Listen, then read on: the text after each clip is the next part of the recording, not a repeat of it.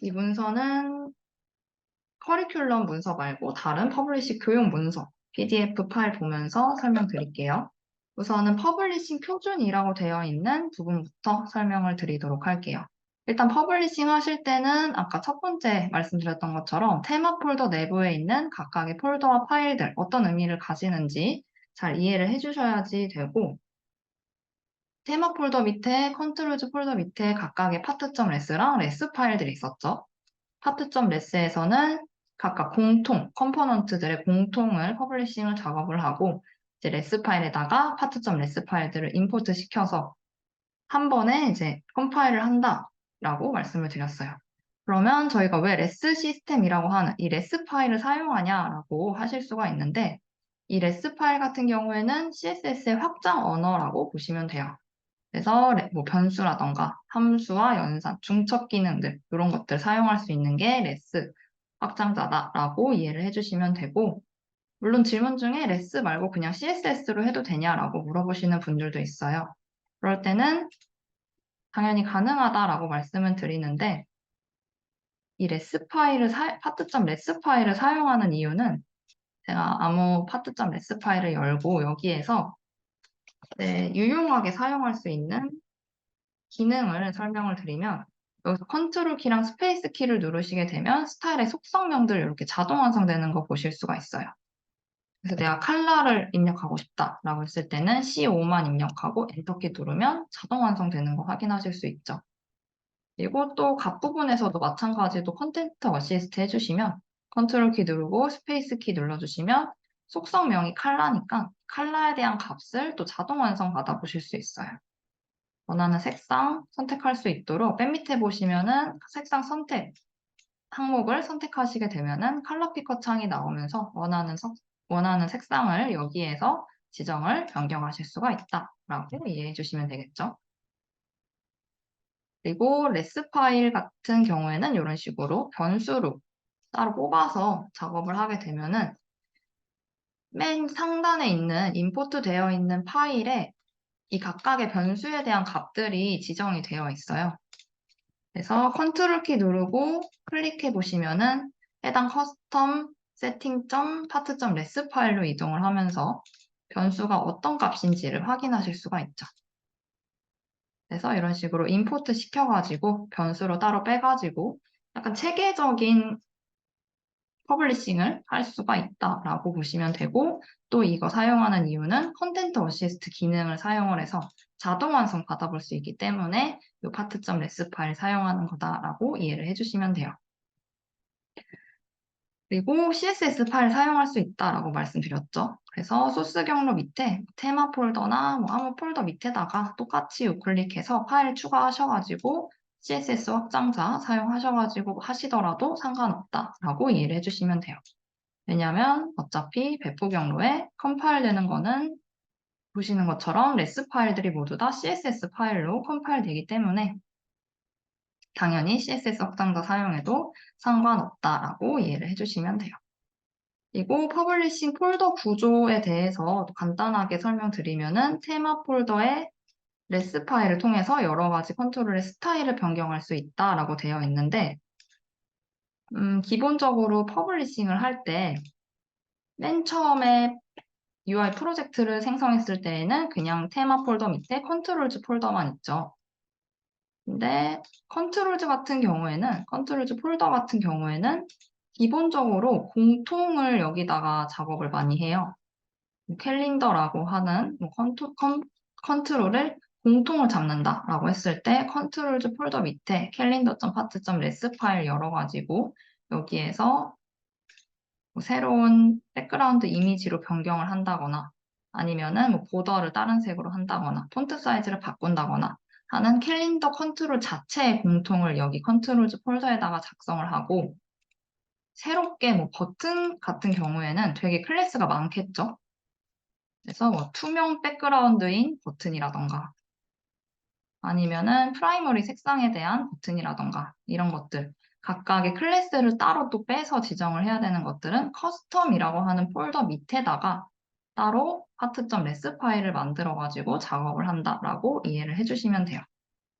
뭐 꼭 이래야 되는 건 아니지만 약간 공통 부분과 또 다른 클래스를 구분하기 위해서 이렇게 커스텀 폴더로 따로 빼가지고 작업을 한다라고 보시면 돼요.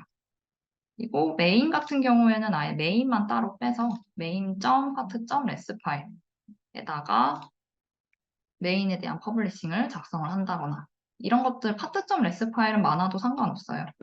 어차피 이 res 파일 자체에다가 임포트를 시킬 거기 때문에. 그리고 지금 보시면은 클레오파트라 테마.res는 보시는 것처럼 컨트롤즈 폴더 밑에 있는 것들만 인포트가 되어 있고 또 새로 생성된 레스 파일인 커스텀 테마.res 파일 같은 경우에는 커스텀 폴더 밑에 있는 파일들이 인포트가 되어 있어요. 그래서 이렇게 인포트 되어 있는 파일들은 오전에 설명드렸던 것처럼 env.json 파일에다가 임포트만 시켜주시면 돼요. 보시면은 테마 폴더 밑에 클레오파트라 테마.res 파일 있고 그 다음에 하나 더 있죠? 레스가 커스텀 테마.res 이렇게 두 개가 인포트가 여기에도 되어 있어야지만 여기에 경로가 작성되어 있어야지만 전역적으로 이 레스 파일들, 컴파일된 CSS 파일들이 인포트가 되는 거겠죠. 그래서 반드시 레스 파일 생성하시면은 env.json 파일에도 작성을 해야 되는구나 라는 거 기억해 주시면 돼요. 이렇게 폴더를 따로 뺀 거는 마찬가지로 변수에서 보시는 것처럼 체계적인 퍼블리싱을 할 수 있기 때문에 그리고 또 유지 보수 하실 때 어디 부분을 확인해야 되는지 명확하게 알 수가 있겠죠. 그래서 나눠놓은 거다라고 이해를 해주시면 돼요.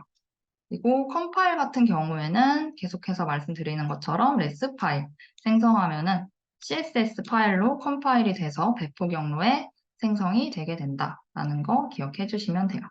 그리고 아까 말씀드린 것처럼 env.json 파일에다가 작성을 해야지만 런타임 시에 이렇게 임포트 돼서 스타일이 적용된다라는 것도 기억해 주시면 되겠죠. 다음으로는 퍼블리싱 포인트라고 하는 부분에 대해서 설명을 드리도록 할게요. 여기 작성되어 있는 멘트를 한번 보면은 이 퍼블리싱 포인트란 엑스빌더6 런타임에서 디자이너 및 퍼블리셔가 개인화할 수 있도록 의도된 스타일링 지점을 의미한다라고 되어 있어요. 이 퍼블리싱 포인트 제가 아까 오전에 part.res 파일 열어서 보여드리면서 이 CL이라고 하는 텍스트가 붙은 부분들, CL이라고 하는 이 텍스트가 붙은 부분들이 다 퍼블리싱 포인트다라고 말씀드렸죠. 캘린더의 이제 헤더 부분 같은 경우에는 CL 캘린더 헤더고 그다음에 여기에서 캘린더 이전 연도 버튼 같은 경우에는 또 CL 캘린더 헤더 비포라고 하는 이 퍼블리싱 포인트를 제공을 해서 여기에 맞춰서 다 각각 여기에 맞춰서 퍼블리싱을 작성을 해주셔야지만 원하시는 형태로 퍼블리싱을 하실 수가 있어요.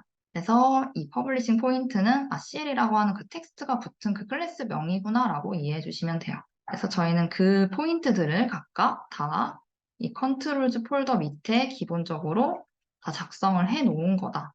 왜냐하면 처음엔 당연히 모르실 거니까 어떤 구조로 되어 있는지 당연히 모르겠죠. 그래서 이걸 기본적으로 제공하고 있다라고 보시면 돼요. 그래서 스타일러의 유형을 간단하게 보시게 되면은 컨트롤 타입 클래스 셀렉터가 있고 컨트롤 내부 요소 타입 클래스 셀렉터가 있어요. 쉽게 말해서 만약에 라디오 버튼이다 라고 했을 때 CL 라디오 버튼 이게 그냥 컨트롤 타입 클래스 셀렉터고 그 안에 있는 이제 아이템 각각의 라디오 버튼은 아이템이 있죠. 그 아이템에다가 접근을 해가지고 클래스를 변경한다 라고 했을 때는 이 CL 라디오 버튼에 아이템을 붙여주시면 돼요. 이거는 당연히 마음대로 지정을 하는 게 아니라 저희가 각각 여기다가 작성해 놓은 대로 이 구조대로 작성을 하는 게 맞겠죠. 그래서 CL 캘린더는 이제 기본 셀렉터인 거고 이 안에 있는 모든 것들은 다 서브 셀렉터다라고 보시면 돼요. 이 구조들이 이렇게 두 가지로 나눠져 있다라고 보시면 되겠죠.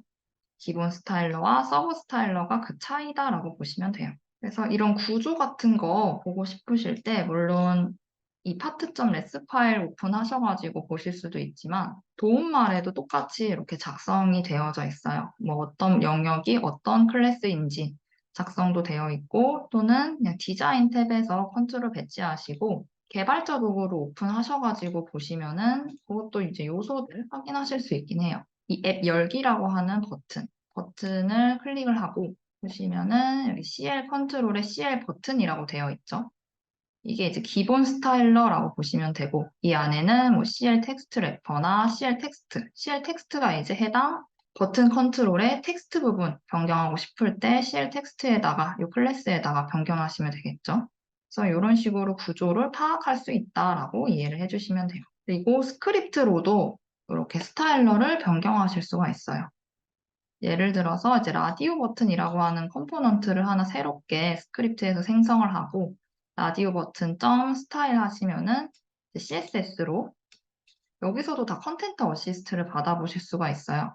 첫 번째 뭐 컬러 값 변경한다라고 했을 때 아니면은 뭐 백그라운드 컬러 변경한다고 했을 때 다 각각 여기에서 컨텐트 어시스트 컨트롤 키랑 스페이스 키 눌러서 각각 자동 완성 받아보실 수 있으니까 스타일 이렇게 스크립트로 제어하는 것도 그렇게 어렵지 않다라고 기억을 해주시면 돼요.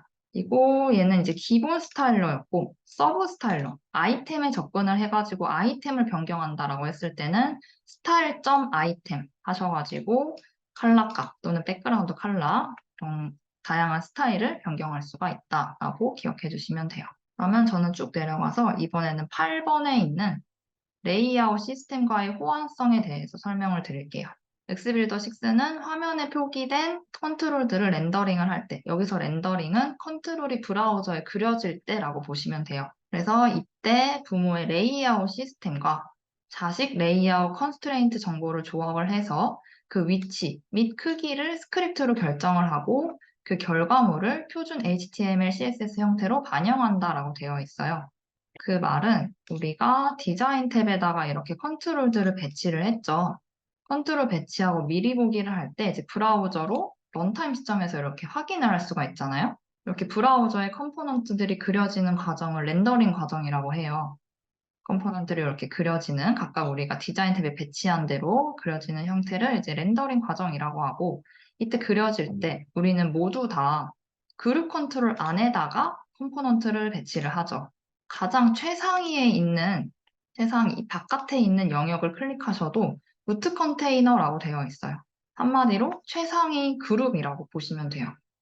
그래서 모든 컴포넌트들은 다 그룹 안에서 컨트롤들을 배치를 하고 있는데 이 그룹 같은 경우에는 방금 전까지 설명드린 레이아웃 형태 안에서 배치가 되는 거였죠.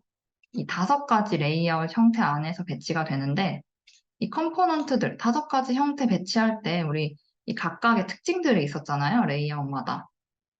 어떻게 배치를 했는지, 뭐 앵커를 잡는다거나 아니면은 폼 레이아웃 같은 경우에는 테이블 형태로 행과 열을 나눈다거나 버티컬은 세로로만 배치가 된다거나 플로우는 좌측으로만 또 줄바꿈이 자동으로 된다거나 이런 식으로 각각의 특징이 있었죠. 이 특징이 있기 때문에 마구잡이로 레이아웃을 잡으시면 안 돼요. 그래서 여기 작성되어 있는 말은 이 컨트롤들, 이 그룹 컨트롤 안에 있는 컨트롤의 배치를 바꾼다거나 크기를 바꾼다거나 라고 했을 때 CSS로 절대 하면 안 된다고 작성이 되어 있는 거예요.